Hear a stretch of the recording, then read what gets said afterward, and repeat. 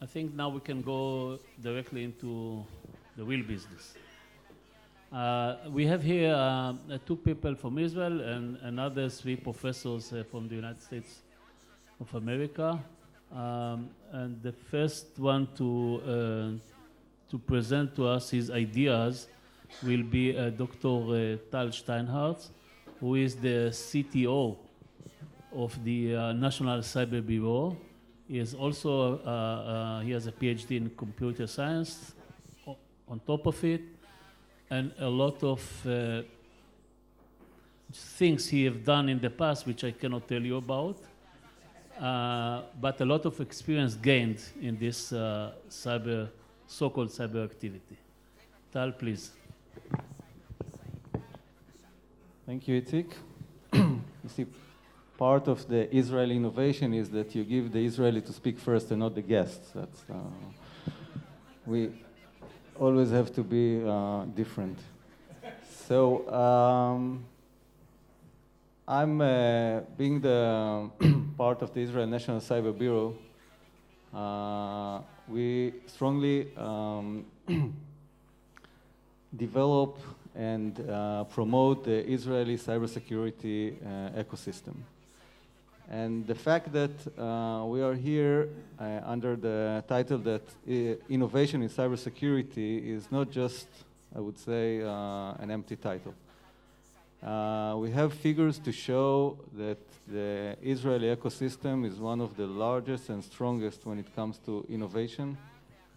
Just to see that although Israel is about 50 times smaller than the United States, we have only about 25% of cybersecurity companies, which all of them are innovative companies, less than they have in the United States. So, in Israel, we have about 220 companies.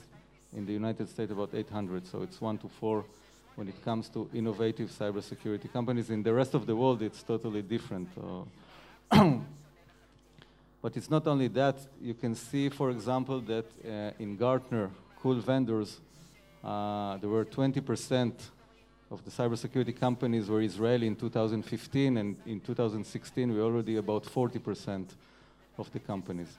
And I think this is what brings Israel to this great position to collaborate with large countries like the United States on a B2B basis between startup companies and multinational companies.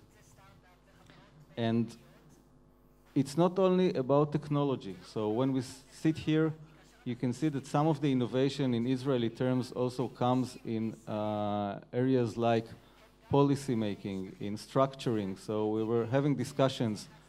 The Israeli strategy, a national cybersecurity strategy, which is a rather new term that we had to invent and we had to develop.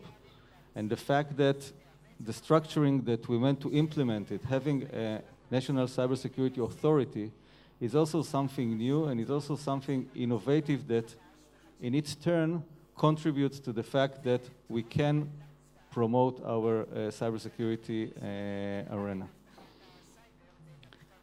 I think that in this term, we also play another role in regard to the fact that some of the innovation, some of the technological innovation is also according to requirements and demand that governments do.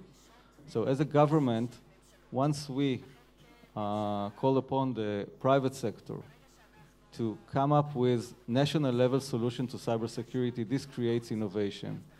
And we have some examples. We have some research going on in the academia that created a very interesting intellectual property that serves national interest. For example, in information sharing, which is one of the key factors to successful cybersecurity.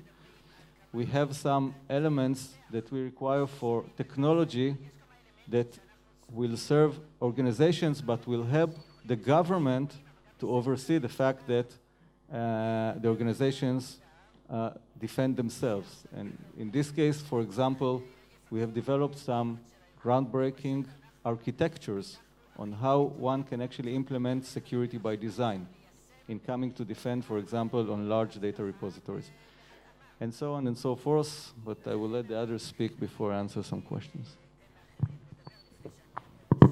you.